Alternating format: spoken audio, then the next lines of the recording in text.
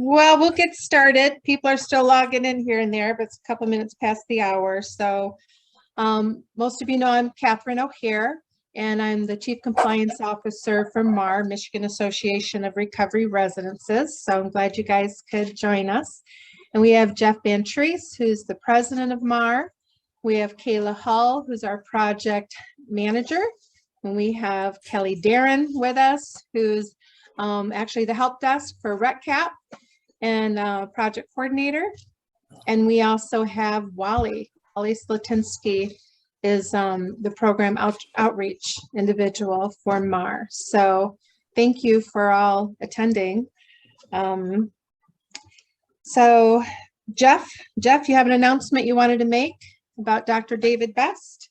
Yeah, just two things real quickly, guys. And it's nice to see all my friends here live and virtual on the screen.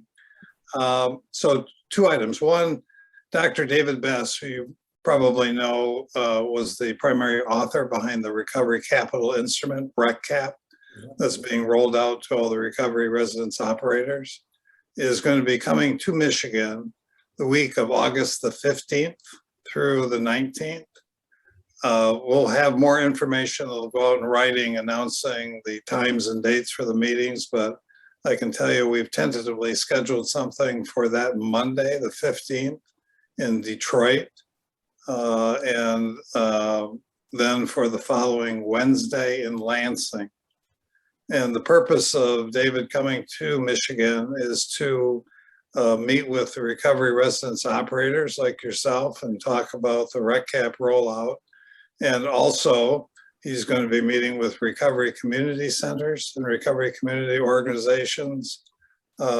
Michigan has tentatively gotten a grant to roll out RECCAP, not just to recovery residence operators, but also to the RCOs and the RCCs, the recovery community organizations and recovery community centers, in order to capture that group of folks that start their recovery journey or resume their recovery journey without the need for recovery residence. So they've got separate housing, but we want to capture them and also give them the benefit of the RECCAP instrument. So that'll be the week of August the 15th, Monday in Detroit, Wednesday in the Lansing area. We're thinking about scheduling another meeting on Thursday, maybe either in Grand Rapids or Gaylord for a third meeting. So that's the story on that. A second announcement I'd like to make is West Virginia has been using for like the last 2 months a recovery residence assessment tool that was developed by Dr. Amy Miracle. And Dr. Miracle, if you don't know, is a Traverse City native. She now is the senior public research scientist at the Public Health Institute out in California, and is one of a handful of top scientific researchers on recovery residences. So she developed this along with Dr. Doug Polson in Washington State, together with Jason Howell, who was our NAR president up until 4 or 5 years ago.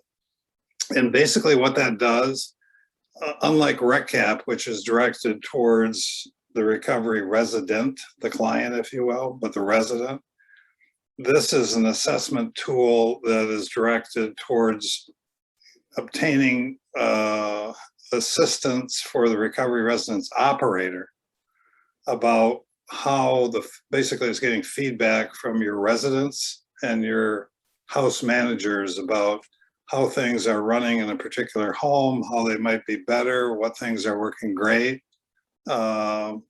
It's a form that'll be done, and we'll be sending out details on this next week sometime, but it'll be a form that'll be handed out probably by Catherine or whomever the compliance officer is at a house inspection.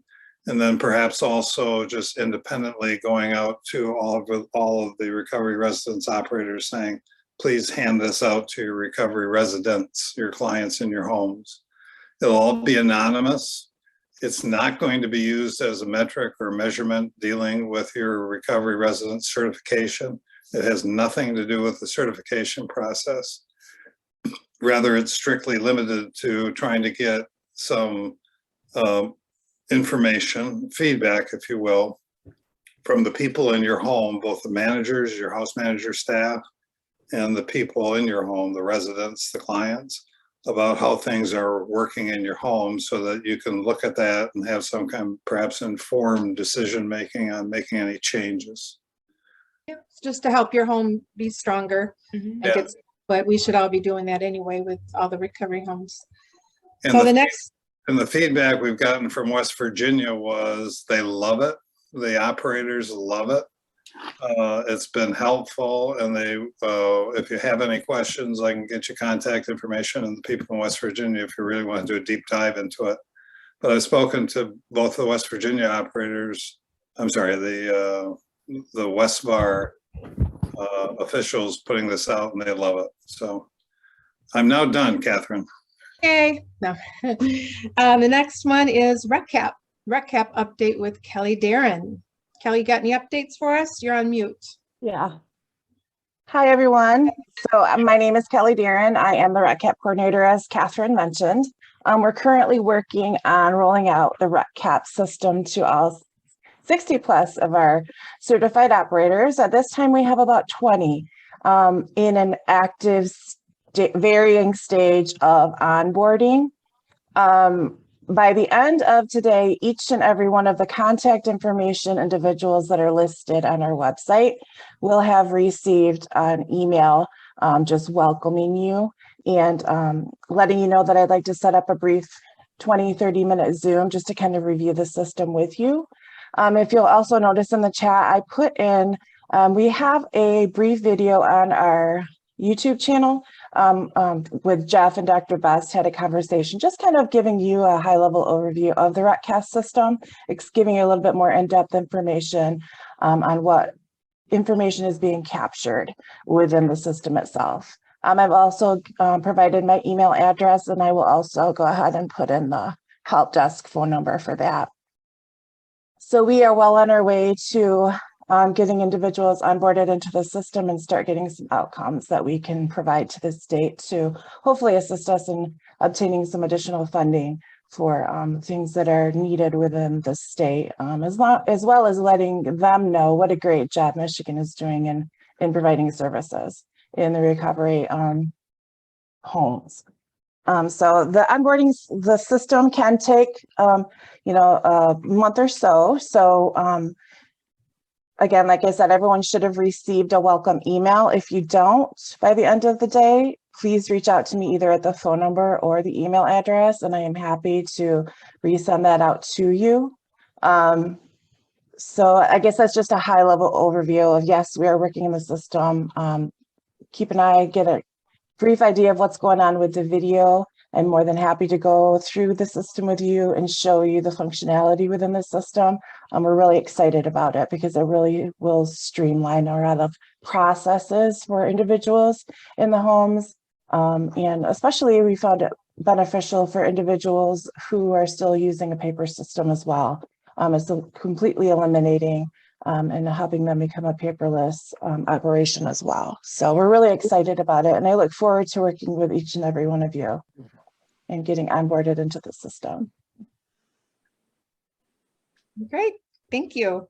And again, put questions in the chat and we can go at the end of the meeting. And if you have any questions for Kelly or Jeff or myself or Kayla or Wally. The next is state-specific updates. Wally, do you have anything specific regarding the state updates? Thanks. There's really nothing new in terms of the state. As you know, we did a survey last fall. We actually surveyed 8 of the 10 PIHPs, and what stood out very largely was the lack of consistency in all the PIHPs throughout the whole state, and how recovery residences were being reimbursed. So we had, subsequent to that, we had a conversation with the state, and we had some requests that we made, and number one had to do with them coming up with some manner, some way of having reimbursement for recovery residences be consistent throughout the state. And the second thing was our ask was for them to increase the rate. Because the rates that came out when we did the survey were anywhere from, if I remember correctly, was $13 a day up to $28 a day, which is kind of ridiculous, but that's what it is. So we're asking for, our ask was for at least $30 a day and be across the board, and it be paid consistently across the whole state to recovery residences. We should know, hopefully have some information to be able to share at our next meeting with you guys. And that's just prior to for the new budget coming out, and hopefully that they will have some decisions made by then, hopefully. Yeah, a lot of the PIHPs are waiting to see what the funding's going to be this year, because we were promised some things like the 10% set aside, and that was pushed back to fiscal year 2023. So they're kind of waiting to see what's coming through. And then hopefully we'd love to be able to see an increase, like Wally said, at $30 a bed day. It should be consistent. So lower than that, really, it's especially in the teens, it's so difficult to keep the doors open with, you got 50% or 5% occupancy, and not enough to keep things going, especially with how the inflation is right now for everything. So we are advocating for everybody. Actually, Catherine, the other thing is, in addition to that, I mean, Jeff had indicated what his desire is for the number of recovery residences to reach. But it's very difficult for somebody looking to open a recovery residence and the reimbursement being so low. There's really not a lot of incentive there. So that's another piece to the puzzle. But we have our fingers crossed, and we keep talking to them, and hopefully that somehow the message will get through to the people that make those decisions. And very fortunately, and our thanks, of course, go out to Angie Smith Butterworth and Logan O'Neill. They are with the state, and they are very supportive of recovery residences, and they're the people that we go to, and they're very much in favor of us just continuing to move forward however we need to. So anyway, thank you. Thank you. If I could add 10 seconds to that, Wally. One of the things that I just learned talking to the National Alliance of Recovery Residence people, the NARR, the national group, they have lobbyists in Washington, D.C., and they meet regularly with people like the head of the DICP and HUD and SAMHSA.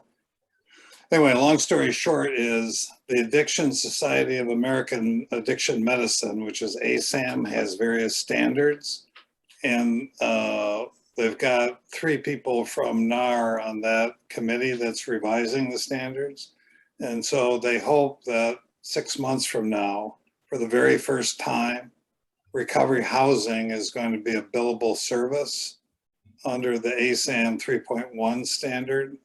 So that will change the framework of billing from insurance companies, because before and until that's changed, the federal government and the state government, for the most part, took a position that they're not going to pay for housing. Housing is separate and apart from a healthcare expense. They've now recognized that that's not just, we don't provide just housing in the recovery residence model, far from that. We provide an essential support. And so they're now at the point where they're going to start recognizing that. So keep your fingers crossed, but hopefully 6 months from now, ASAM will recognize recovery housing as a separate billable service, which will be a huge game changer for all of us. Mhm. And then, as Catherine mentioned, the 10% recovery set aside from all the block grant funding that's currently in both the House and the Senate bill, and they're both supportive of it, but it's going to be a long shot whether that gets into this year's budget. In fact, they've kind of prepped us for saying don't expect it until next year. But next year, starting October 2022 and then going on to 23, I'm sorry, October 23 and then going on to 24, anticipate that 10% of all of the state block grant addiction funding is going to be set aside only for recovery supports. So as opposed to 99% going into clinical and 1% going into prevention, now 10% of all of the funds, and that's measured in the millions of dollars per year per state, will be set aside for recovery supports. And they specifically list recovery residences and peer recovery coaching. And so that's a perfect world in my point of view, where you can match a peer recovery coach in every recovery residence, and using the rec cap system of Dr. Best to help people, and more importantly, get some funding into you folks. So while we're working at the state level with Angela Smith Butterwick and Logan O'Neill, as Wally mentioned, we're also an affiliate that's working with MARR at the national level to try to get some money coming down from the federal government through the state government to pass through to recovery residence operators. So that's All great news. It is. It really is. The next section is MARR and NAR Standards 3.0 courses, the update on that. Kayla's keeping track of who's been doing it and where we're at with that. Go ahead, Kayla. Yeah, so far it looks like a good amount of you have at least started the MARR and NAR training modules, if you can remember from our last meeting. And I gave you the login sheet again when I sent out the topics for today's meeting. There are roughly 18 of our operators that have at least started it, and one so far that has actually completed it, and that is Brandy with Recovery Services Unlimited. I'm not sure she's actually even on this call right now, but she is the only one so far that has completed the whole thing. So props to her. We definitely want to make sure that you guys don't wait until the last minute, but again, this is not due for any of you guys until June of next year. The operators themselves don't necessarily have to complete the training. You can have a house manager complete it, or anybody you want complete it, but it is highly recommended and necessary that we all complete these trainings, as many of us as possible, as soon as possible. Let's see. I also want to remind you guys that there are several of you that do not have a program description on our website, michiganarr.com. If you want to go through and check, just make sure that your contact information is correct, phone numbers are correct, that we have a program rate available for you on there and a program description available. We get a lot of foot traffic to our website from clientele that looking for recovery housing, and we would like to give them the most accurate, up-to-date information as we can. So yeah, anytime there's any kind of changes within your program, please make sure that you're letting Kayla know, and you're also making sure you have updates on your CertiMe page. So it's really important because she uses that to send quarterly reports to the state, or actually monthly reports. I have to do the quarterly reports, but we use that for our list as well to make sure that we have everything correct on our MARR site. So anything else on that, Kayla? nope. If there's any questions, or if anybody is struggling with the MARR and NAR training modules, just send me an email and I will be as much help as I possibly can. Looks like there's something in the chat that a couple of people would like to have. The That link for module. the training modules, I sent out the form with all of the login information to everyone already. I will also put it on our website. Oh wait, no, I can't put it on our website, can I? No, we can't do it on the website because the code for Michigan operators allows you to do it for free. But all the other state affiliates actually have to pay for this. They'll get the NAR modules, and then we're encouraging all the other states to actually do their state-specific training as well, but they actually have to pay for it. It's like $1,000 for an individual to do that. So but Michigan is the one that actually provided the finances and helped NAR create this training. So that's why all the Michigan operators get it for free. So a lot of great resources. It'll walk you through the standards in detail, gives you a lot of forms you can print off, a lot of resources and stuff that's very valuable to your home. And again, will help you understand the standards a little bit better. So. Just like Anthony Allen just did, if there's anyone that's not on our email list that didn't receive that login sheet, just add your email to this chat and I will send it out to all of you. Okay. So last time Kayla sent out an email requesting if there are any subjects that people would like to talk about. And so we're going to have time hopefully to review most of these. One of them was funding. So people were interested in getting some information about funding. As Wally said, we're in contact with the PIHPs, the SUD directors for every area. I actually was invited to attend one of the meetings last month. And I was trying to be an advocate for everybody and saying all certified operators should have a contract with the PIHP for funding. So that's the only way to help keep everyone's doors open and help recovery residences grow throughout the state. And at that time too, we were saying we'd like to see $30 a bed day across the board for everybody for all the bed days. Again, just for some consistency with that.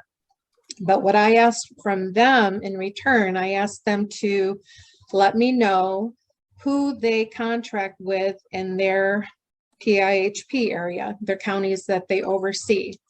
And I heard back from 5 of them. So, and the 5 of them that I heard back from, what I did is I took note of who they say they contract with versus who's actually in those areas. And then I responded to them by, hey, FYI, you've got this recovery residence and you got this recovery residence operator in your area. Please reach out and contract with them. So again, just trying to bring it to their attention that you guys are there and needing a contract. But I would like everybody to, if you don't already have a contract in your area, please reach out to your PIHP and say, hey, I'm a certified MARR operator. This is information and so you can reach out and get a contract. The fiscal year starts, the new fiscal year starts October 1st. Perfect time to get out there and get your application process and stuff done. So hopefully you can qualify to start receiving funding if you don't already have that. And also several PIHPs will go outside their area to contract with operators. So if you have a PIHP that's, you know, close to you, that maybe you're not in their area, but you're close to it, I would reach out to them as well and say, hey, here I am. I have recovery residences. Tell them what you have to offer and that you're certified to help open those doors for you more. I also wanted to bring attention to, not everybody knows about FAN, maybe it's Families Against Narcotics. Families Against Narcotics is known to contract with different recovery residence operators, and they will fund the first 2 weeks of a person's stay into your home. So what I've seen in the past is when an individual comes to the recovery residence, that individual, the resident, needs to reach out to FAN, Families Against Narcotics, and say, hey, I'm in this home. I don't have funding. I don't have a job yet, and request to receive assistance. And then at that point, if you already have a contract with FAN, they'll pay you at the end of the month. You just bill them for the 2 weeks that the person was there. And hopefully they'll be there a lot longer than that, but the first 2 weeks you'll be paid. And my experience in the past, from what I understand, is they will pay your daily rate, your weekly rate that you charge in your program. So that's really important to start that. My dogs are going to bark in a minute, and I apologize. So again, it's Families Against Narcotics. You can Google that too to get their information. Please reach out. There they go. Please reach out to them and let them know who you are and what area you're in, and let them know that you would like to contract with them. So, see the next Catherine, one. Catherine, Yes. I'd like to add one thing. That's, and doing that survey, it became obvious that in some areas, it wasn't just a PIHP, but in some areas, in some regions, the PIHPs left it up to the CMHs to do the contracting on the community mental health centers. And Yep. so the recommendation is that really that you develop relationships with the PIHPs and all the CMHs in your area. The clinical coordinator, the contract manager, and also the billing person, and just develop relationships with those folks. It really will serve a good purpose, and it really help you in the long run. Yeah, let them know. Treatment facilities too. Let the treatment facilities in your area know who you are and that you're there and that you're certified. It's really important that you reach out to people as well. And contracts, if for those of you that contract with different areas, different CMHs or PIHPs, you notice that they're all different. So they all have their own little hoops they want you to jump through. So, but most of them, what they're doing now is they're requiring that you do be MARR certified in order to have a contract. But on top of that, again, if they say you've got to have X, Y, and Z in place, to have a contract, that's what you got to do. So you do have to make sure you're following your rules or whatever rules that contract agency wants you to do. So the next thing was keeping costs down. So somebody reached out and wanted us to give ideas of how to keep costs down. And if people want to put something in the chat of how you help, keep costs down in your facility, that would be great. A lot of times what I do when I go to recovery residents is do the site reviews. I try to give little helpful tips and ideas of what some other operators are doing that could help you save some money and cut some costs here and there. And one of that is coin operated washers and dryers. Some like that idea, some don't, some do it, some don't. But the washer and dryers seem to be a huge cost for a lot of operators. So, and they break down, people aren't using them correctly, and then you got to have somebody come out and fix it or you replace it. But having a contract, I know there's a place called CSC, it used to be called CoinMac, and then there's another place called Wash, WASH, and they do coin operated washers and dryers. And I'm not sure what the rate is. I think it's probably close to $30 a month for a washer and for a dryer. But what they do is they take that monthly rate out of the coins, and any coins that are left over, whatever's left over, they split it with you. They send you a check. So, and if it breaks down, you have somebody you can call, and they're usually out within 48 hours to repair the damage or whatever's going on with a washer or dryer. If they need to replace it, they replace it. Obviously, if it was intentional, like there's been times where people tried to rip off the quarters, the quarter department, on the machines, that's not their fault, right? So that's something that you would have to pay for. But when people first come in until they find a job, you could help them, give them so many quarters a week so that they can do their wash, until they actually get a job and start doing it on their own. But that way they're not wasting the hot water. They're not putting in one pair of jeans on hot water. They got to pay for it. They actually are a little bit more mindful of how they use it, and they're commercial grade. So it's just something to consider. Electronic thermostats, that's something you want to consider too. They have them out now where you can actually control it from your phone. So, you're always going to have somebody that's, they want their windows open in the summer, and then everybody else is like so hot, they put the temperature down to 70 and it's 90 outside. Well, the freezer or the air conditioners are going to freeze up, or it happens in the winter time too. You got people that are cold and people that are hot. You get the thermostat that's set at 78. Well, that's not cost effective. So, I mean, that's a huge bill that you're going to have coming. So having an electronic thermostat will help you adjust, because no matter what they do with it, they can't change it. You're the only one that can change it from your phone. And the reason I'm bringing that one up is because that seems to be like the most ideal way to do it. It's probably, I'm sure it's a little expensive to install it at first, but when you look at the money savings over time, it might be something you want to consider. I'm going to talk about, and since we're in the summer, I'm going to talk about air conditioning. So a lot of homes don't have air conditioning, and that's okay, but you have to have some way to allow the person to be comfortable, whether providing fans for them in their rooms so they can have some kind of air circulation. And there's also places that allow air conditioning, but they don't monitor it all. So you've got every bedroom has an air conditioner, and when they leave, it's still running, and then your bill is jacked up every month, you know, $200-300 plus. So what some places do is they charge per room. So if you're going to allow somebody to put an air conditioner unit in their bedroom, that's okay, but $50 per month, for example, that room has to pay $50 per month towards the electric bill to have that air conditioner in their room. That is not outrageous at all, and it should be expected that they contribute in some way to help in that area. So I would recommend, if that's something you're allowing in your home, that you also expect that they help pay for the billing. See, another thing is bedding.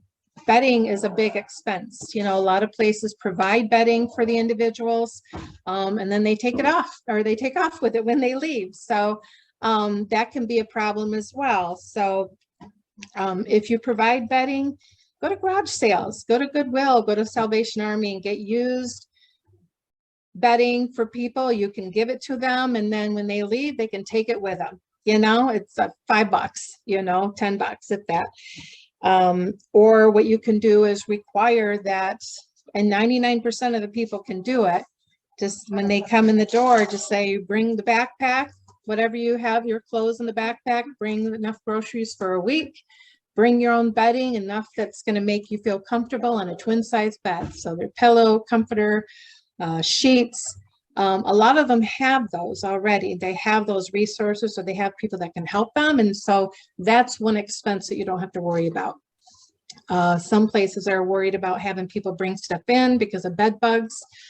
Well, then there should be a bed bug box. For those that don't know what that is, it's I don't know if it's called a Betty box, bed bug box, but it opens up.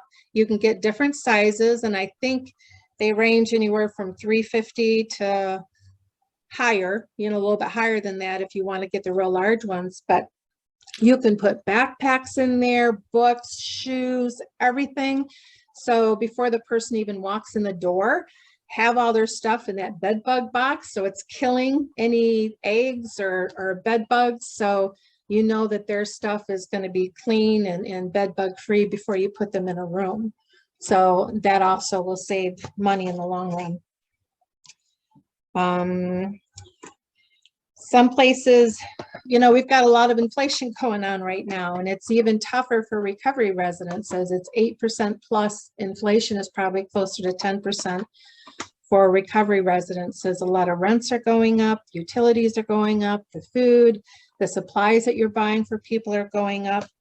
And it's okay to, sometimes you have to pass that cost along to the individual. So some places pay for all the toilet paper and cleaning supplies and stuff like that. Well, it's, how about having, maybe you need to raise everybody's rate $5 a week, and that can help cover those additional costs of the toilet paper and cleaning supplies, because you have to make sure that stuff is available in your homes, right? You want the chores done, you want the homes to be cleaned.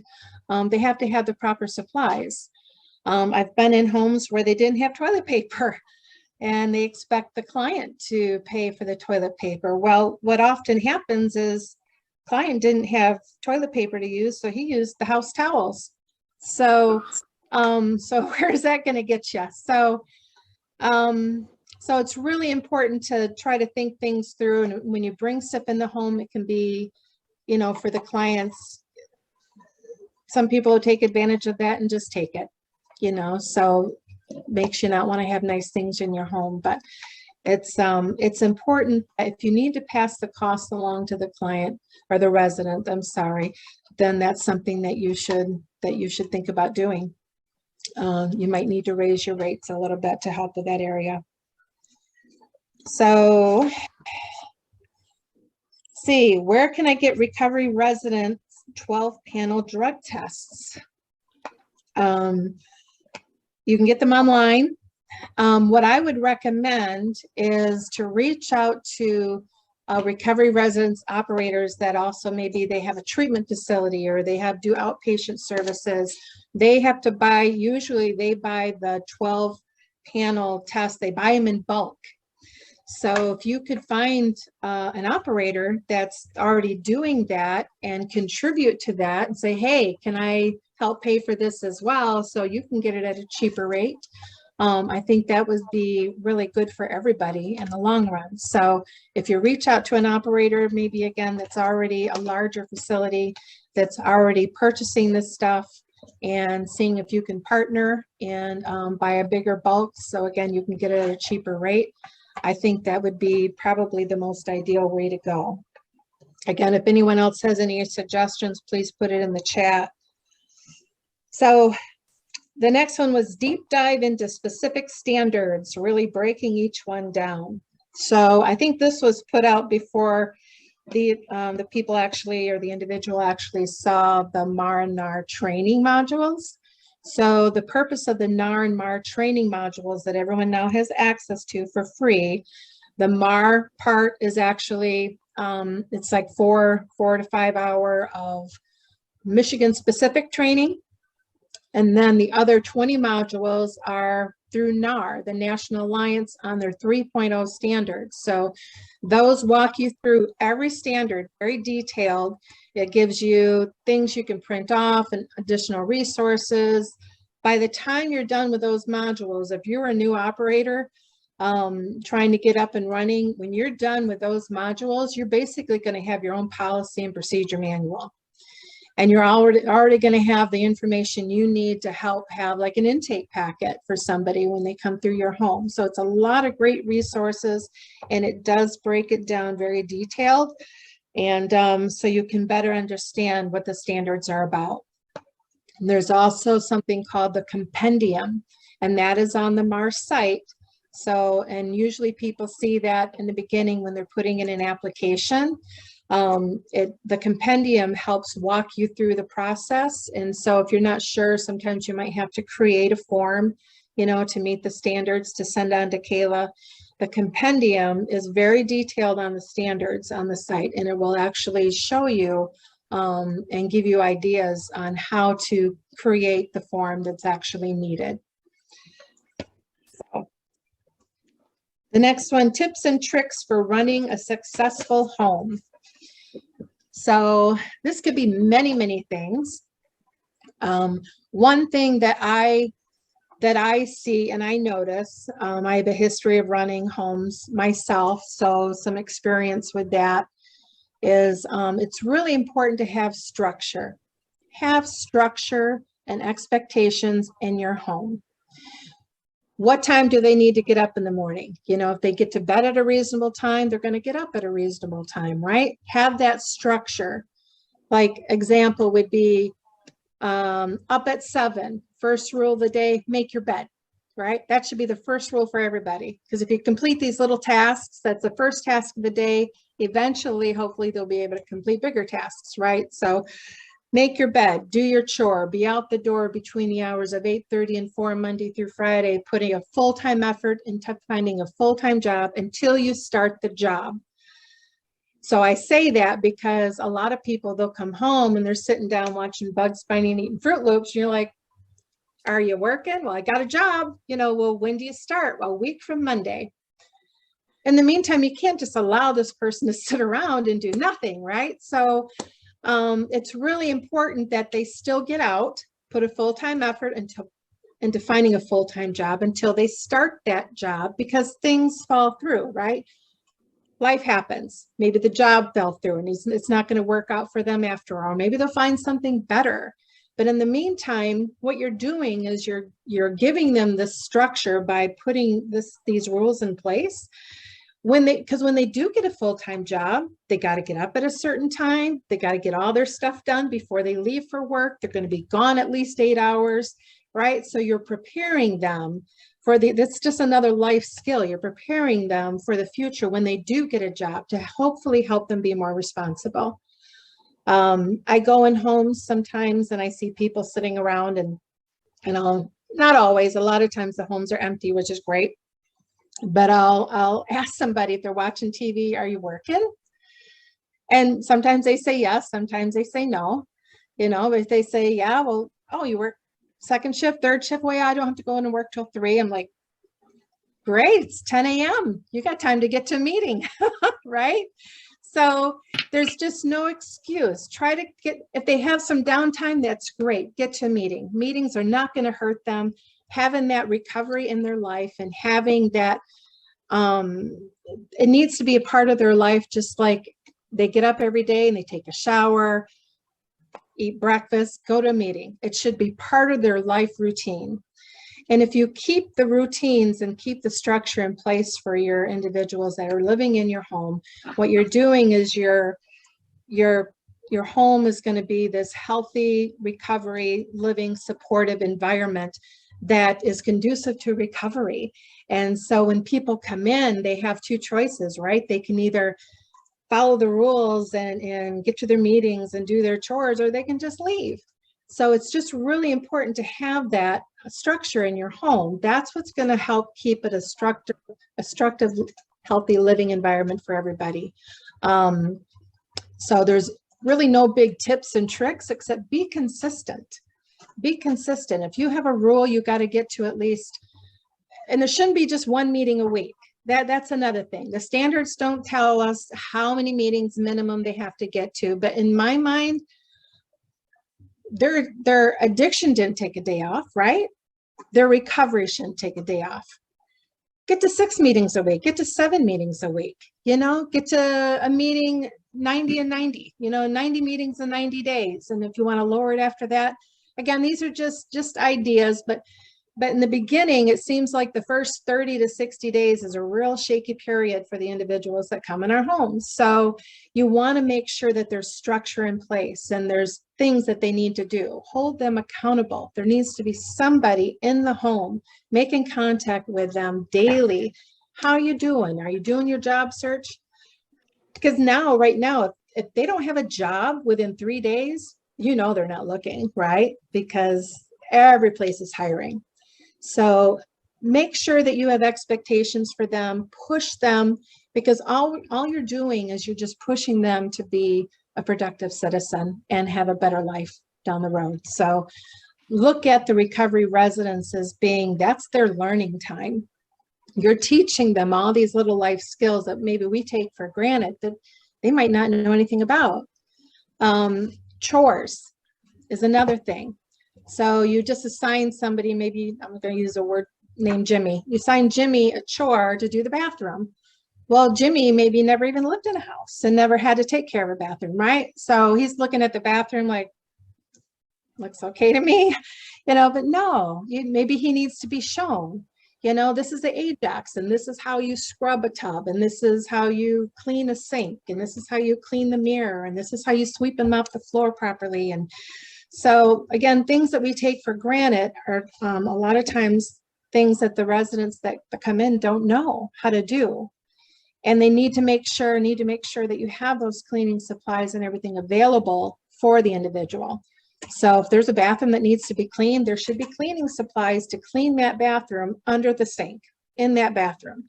Same thing for the kitchen. All the stuff that they need to clean that kitchen should be under that kitchen sink or in the kitchen somewhere. So just make it convenient so that they can actually do their chore and keep the place functioning well. So, okay. There were a couple more, but I'm going to skip past that to make sure we have enough time here. So upcoming events, don't forget that there's the MARR best practice coming up. It's in Virginia again. So there should be, you can go on the site, you can actually sign up to go to that now.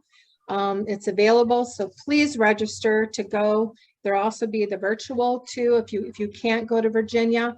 But it's just life-changing, it really is. If you can make it so you can get to Virginia and spend those couple days, the resources are just endless, and it's really important to come if you're able to. Otherwise, again, there's the virtual portion that you can do, and I think the virtual is $100. So you can just see everything from the comfort of your home or your office. And just another reminder that Michigan is going to be hosting the best practice next year. So we're doing it in Dearborn, Michigan. Very excited about that. We want all the recovery residences, operators to come. And we want to show them really what Michigan is about. And I can't wait to show off our homes and our operators and stuff. So, all right, I'm done. So Kayla, we got any questions? I can add to that what Catherine was talking about, the 2023. That's going to be in the Henry Hotel in Dearborn. It's going to feature, just like the 2022 in Richmond, Virginia, world's research scientists, top in the world, like Dr. John Kelly from Harvard, Dr. Keith Humphreys from Stanford, Dr. David Best from Scotland, Dr. Amy Miracle from California. And there's also a public agency track. In Michigan, we're going to have all of our 10 PIHP SUD people there. So hopefully by that time, they'll have worked out some type of consistent, significant dollar rate increase. But if you'll have any questions, you go there. The other thing that we've asked and we've tentatively gotten approval for is to pay half of your one registration fee. The registration fee for the MARR conferences basically cover the food and expenses of actually having the conference, which is this year is about $500. But in 2023, one half of that cost, or roughly $250 of it, is going to be borne by all of the state of Michigan grant funding. And so you'll have an opportunity to both go to a local conference and get 50% off on the food and beverage. And you'll have an opportunity to listen to some of the best minds literally in the whole world doing research on the social model of recovery and the best way of getting the best services and the best outcomes to our residents. Then one last thing, if anybody has any questions about applying the social model rules to a particular set of facts, and they look at it and they say, I don't really think this is covered under the code or the standards. And I'll give you a for instance. There was an individual who was a biological woman, but identified as a man, and she wanted to go into a man's house. And there was no guidance on that, right? So what MARR did is we did a pilot program that successfully had 2 biological women being placed in men's only housing. The outcomes were fantastic with both, but we've also asked, MARR also asked as the state affiliate to our national NAR board, Standards Review Board, for written guidance. And I anticipate that that written guidance will be finished sometime in the next month or 2. But if anybody has any questions about, gee, it doesn't cover this particular set of facts, drop me an email or give me a call, and we can ask the NAR Standards Review Board, which is set up by the experts who actually authored the standards and have written extensively on the social model of recovery. Okay, how do you apply the law to this set of facts? So if anybody has any questions about that, or it now or in the future, please let me know, because I'd like to be able to get guidance for all of you. That's the end of my spiel. A reminder as well that a document on the social model is also available on our website, michiganarr.com, under the Become Certified tab. There's a whole document that goes into detail about what the social model is, how to apply it, that kind of thing. The 3 people that added their email to the chat, I have sent you the login instructions for the MARR standards trainings. Again, if anyone has questions on that or has any difficulty at all, just email me. And again, anyone that does not have their program description or program rates on our website, if you want to see what we have on your program at all, you can also go to our website under the accredited operator section. Each accredited operator, the one who is those who have officially gone through the certification process and are certified, we have information on all of you. The contact information you have, program description if you provided one, and your program rates. If you see that's not listed on our website, then please email that to me and I will add it to the website. That's it. Any other questions on the chat, Kayla? If not, then we'll just open it up to anybody. If you do have any questions, anybody have a question about anything, go ahead and unmute yourself. I want to give a shout out to Eddie Killing, because now that I've figured out how to see everybody in the Zoom call, I see Eddie's there. So Hi, Eddie. and- Eddie is one of our contractors, and he helps us on the other side of the state to do site reviews. Eddie and Brian Kennedy actually help with that. So, because I can't be everywhere all the time, right? So it's really nice to have Eddie on board. Thank you for coming. Kim has. Kim? Yeah, I have a question, and I did send it in the chat as well. I don't know about other operators, I'm sure, though it happens to many of us, that we get, clients that come in there and they want to run some stuff. And, they're going to relapse. The rule is if you relapse, you got to go. My rule is you got to go into a detox. I'm not going to need a detox. However, they have to figure that part out. They can't stay there. It's like 3 days, 3 to 5 days is my hope. Most people don't have to detox because, they don't have that much opportunity to relapse for that long of a period. So, I do offer some housing as long as they're not into that. If they've made all the rationale of trying to get into a detox and can't do it, because I don't really want to leave people out on the street. That's just my thought. But then you get those I'm not going anywhere, call the police, and the police come and they say, well, you got to give them a 30-day eviction. They don't have to leave. So I'm just wondering if there is something state, federal level that we are going to be able to do as a recovery community that will allow us to have some kind of say so in that. I can answer. Let me field that, Catherine. That's an excellent question, Kevin. That's something that I've looked at for like the last 4 years. Yeah. And there are 2 ways that it's being addressed. First, in the state of Michigan, there was a 1991-89 case involving the Ann Arbor YMCA, where the State of Court of Appeals held that YMCA housing was not subject to the Landlord-Tenant Act protections. And so that, at least as applied to that YMCA setting, that they did not have to, the landlord was not a landlord and did not have to go through the 30-day notice. And in Michigan, it takes about 56 days in order to actually get a writ of execution. And you can imagine what happens if you got somebody drinking in a house for 56 days. Yeah. So having said that, that's current state law, and there's nothing directly on point, nor has that YMCA case been applied to any recovery residents. Contemporaneously with my suggestion is that you talk to a good lawyer, a real estate lawyer, and you have them incorporate the language in the YMCA case into your individual client residency agreement.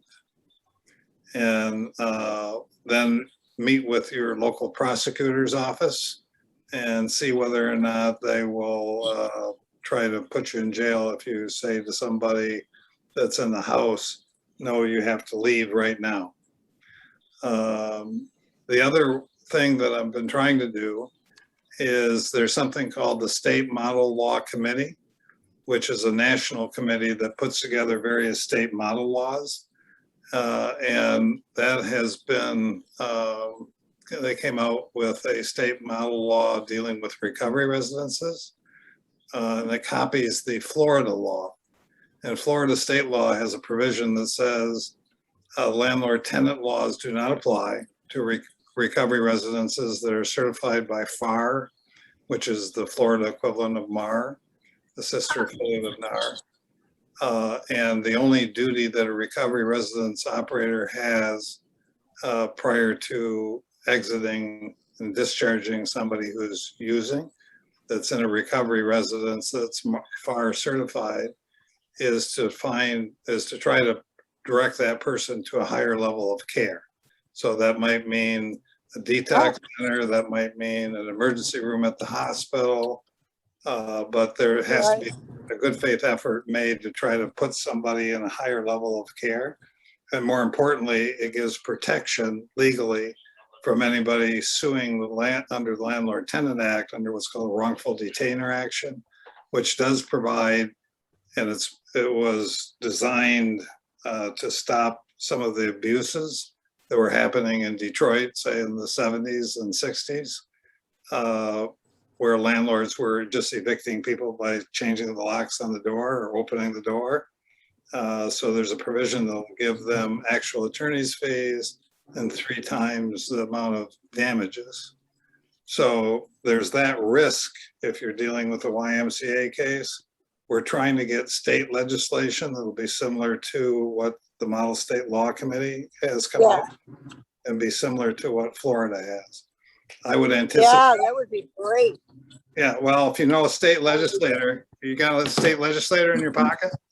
No, but you know, I'll get out there in the field. I'll tell you what, because like that's probably my only discrepancy about, you know, doing this housing is fighting with that.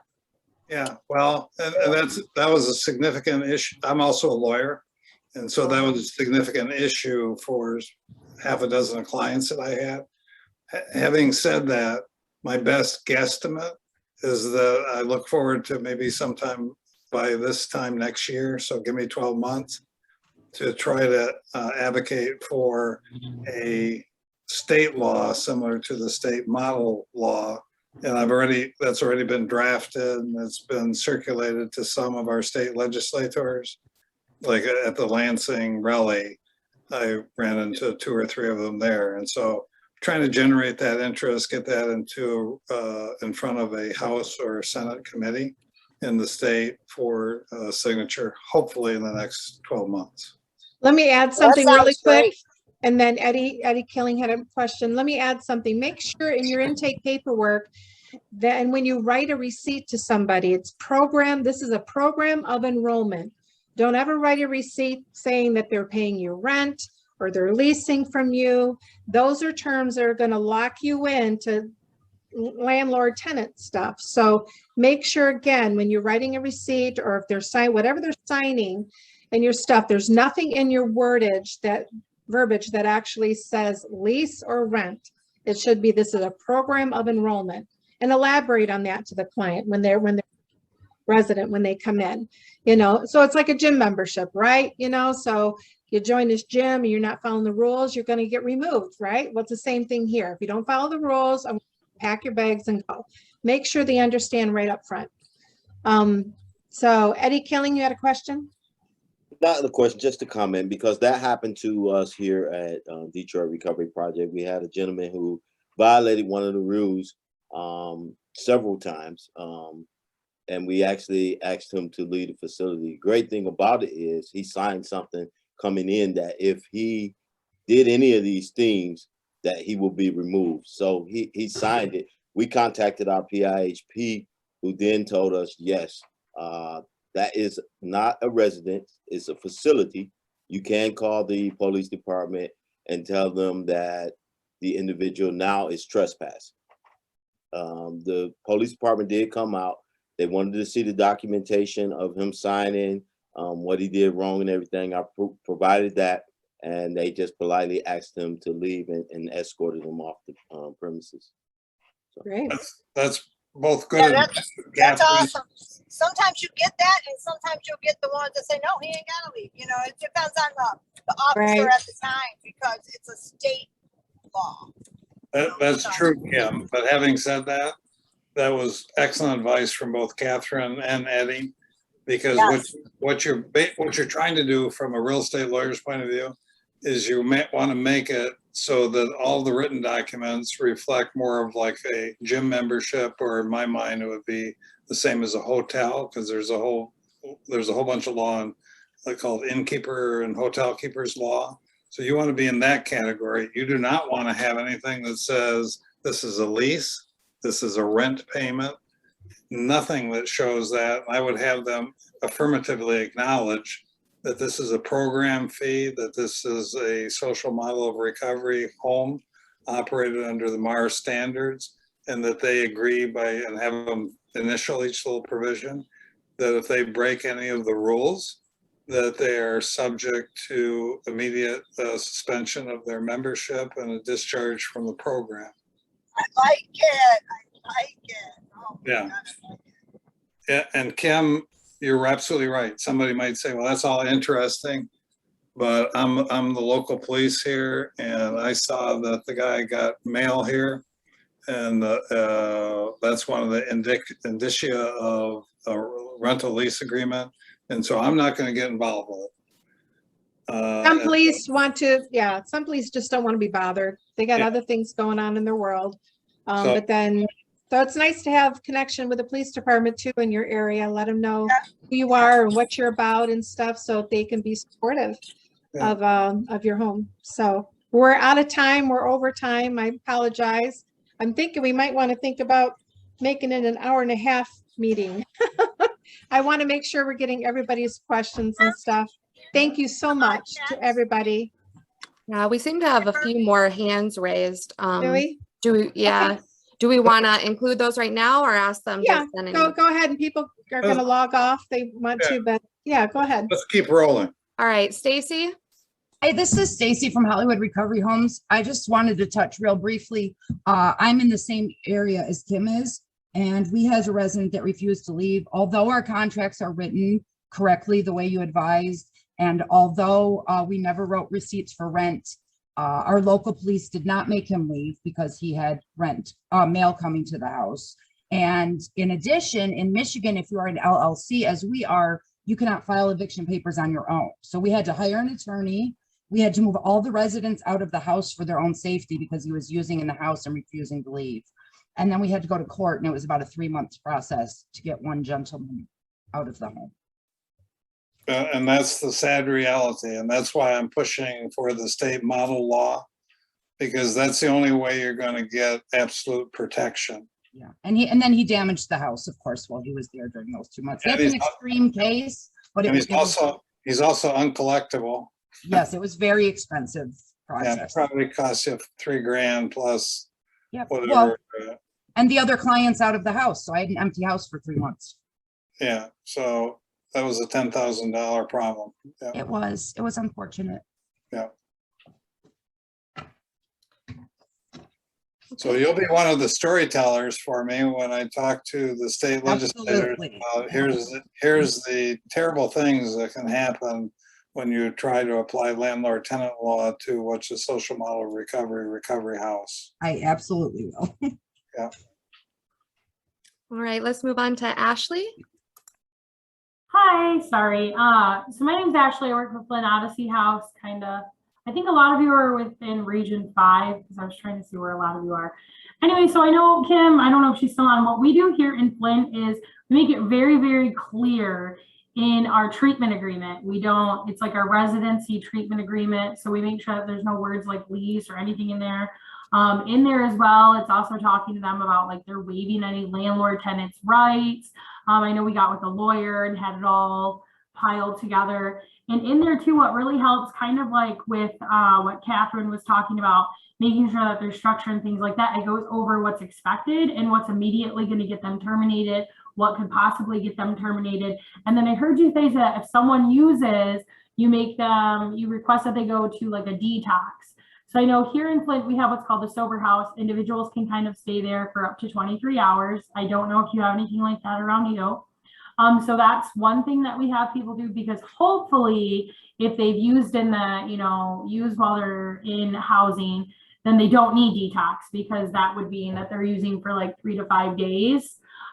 We do always kind of recommend higher level of care, such as residential. So my suggestion would be making sure that you're talking to the police like in person, just kind of like making them aware, you have to follow substance abuse confidentiality, things like that. However, this is, a recovery house, and you have to keep everything safe for the individuals and the public. They might start working with you better. I would definitely get with someone about your lease, making sure that it's very clear in there, the expectations of what they are to be doing in order to stay enrolled in the program. And then just kind of reaching out to other places around you to see what else is available if they do use, because you're more likely to get them off your property. What we've noticed is if you have a backup plan for them, not just, okay, go to the shelter or go to the streets. And that's part of the intake paperwork too. That was great, Ashley, but what's your plan when they come in? What's your plan? Sometimes relapse is part of people's recovery journey, right? So what's your plan if you're relapsed? So maybe you can get something from them. Well, I want to go here, or I want to go there. So they have some kind of input. It's a tough thing though, I know. It's not even about using though. Sometimes it's about behaviors, and they want to, you know what I'm saying? They want to just hang out all day, be in their room, and cause all that, because one spoils the whole group. Yeah, So that's why I said make sure you have it like right at intake with them when you're doing all their paperwork, the expectations. And what I tell my staff, because I oversee our recovery houses, is if it's not in black and white and up for people to see, like clearly see posted on the walls, you can't hold them accountable to it. So if you have like the daily schedule posted up on the walls, get out of bed at this time, do this and this and this at this time, this is your free time, and you walk in and it's 10:30 in the morning and they're still in bed, you can be like, all right, you're not following the schedule. What's going on? They see it. We have an orientation manual that goes over that has our schedule in it, that we even make them sign off on, saying like they're aware of it. So we're really holding them accountable to what can get them removed from the program. Right. yeah, I have all that. It's just that the police back up that stuff. That's all. That's the only reason why I was asking that question. But Yeah. Thank you. All right, let's move on to Anne. Hi, I'm Ann from Livingston County. We also have an RCO, and I was talking to the RCO person in Ann Arbor, and she stated that she heard that MARR was going to be developing standards for the RCO in the same kind of manner in which we were doing for recovery housing. I don't know, and so we were just wondering if that does come about, and would there be some opportunity for us to have some input and feedback? Do you operate an RCO, Ann? Yes, we do. Yeah, there will be opportunity. Well, let me just back up a little bit. The senior leadership in the state of Michigan at the agency asked MARR to look at the potential for voluntary certification of RCOs and RCCs. So we've done that. And Virginia, the state of Virginia, paid for like in the 6-figure range plus a study, and they came up with a set of RCO certification standards. Those were developed and copyrighted about 3 or 4 months ago. Okay. And that's being done by our Virginia sister affiliate, VAR. And so those standards have been made available free of charge to MARR, to the Michigan Association. And I would be happy, I think I've got your address, your email address. If not, put it in the chat or something. But I can send you the VAR standards. Okay, that'd be great. Yeah, and they will look a lot like the NAR standards. The people who put the VAR standards together included David Sheridan, the president of NAR. And I think John Shinholzer from Faces and Voices of Recovery was also on that panel. And it's a peer, it's not a clinical focused standards. It's much more peer focused driven standards. And then the code of ethics would be the existing ARCO code of ethics. And if that funding is available, which we believe it will be, that's why I've got Dr. That's one of the reasons Dr. Best is coming from Scotland to Michigan, August the 15th, because he wants to meet with folks like you. Oh, great. And all of the RCO operators, and talking about adaptation of the RECCAP tool, the RECCAP instrument, for use in a recovery community center or by a recovery community organization. Okay, So, great. That'd be great. Yeah, and actually, if anybody knows of any RCOs that are not listed on the 14 listed under the ARCO website, because I believe that there's, I was told that there are 14 existing that have been members of the ARCO group, which is the Faces and Voices group. And there were 6 that were under development or under construction in some form. But if anybody on today's meeting knows of any recovery community organization or recovery community center that's in the formation process, please let Wally Slatinsky know or me know. But Wally is going to be the head person at MARR, who's going to be the interface between the RCOs and the RCCs and MARR. And are you with Recovery Advocates? Yes, I am. Okay, yeah, you did not have an email that was on the website at all. I had sent you a request for an email. Okay, To send I to me. just So put if it you in there. if you'd put your email in chat, I will She send did. out the.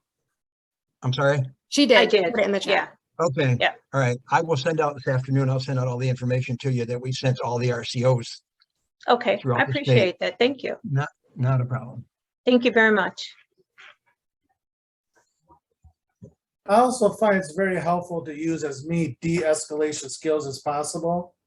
Like many times we've suffered with someone for a day or two and try to act like the nice guy and say, hey, we'll give you 2 days to find a place. We understand it's hard because we know suffering for 2 days is easier than them milking this out for 30 days, 60 days by fighting to do any type of legal stuff that they can to slow it down. That's excellent advice, Preston. Okay, well, that seems to be all of the hands that were raised, unless anyone has any additional questions. All set. Have a good day, everyone. Thank you, everybody. Be with Thank you. you. See you guys. Bye.